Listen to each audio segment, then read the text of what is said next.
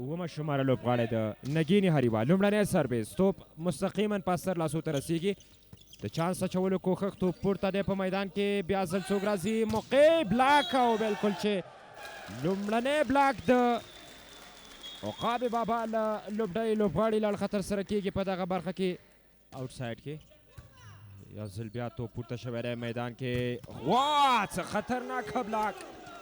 دوه لوبغاړي احمد حسین او ورسره په څنګ کې حمزه ترخیل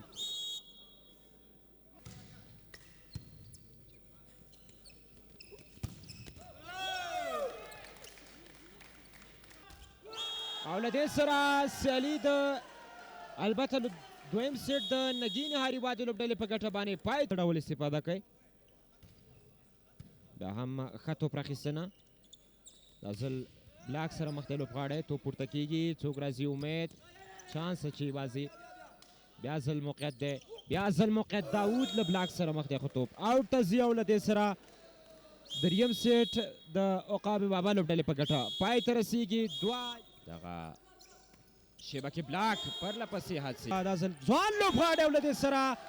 بهترینه کمل ارڅ ختمولی شي ښه توپ پورته کونه بیا هم چپ اټنه مستقیما توپ آوټ او لوبغاړی په وروستیو کې راخلي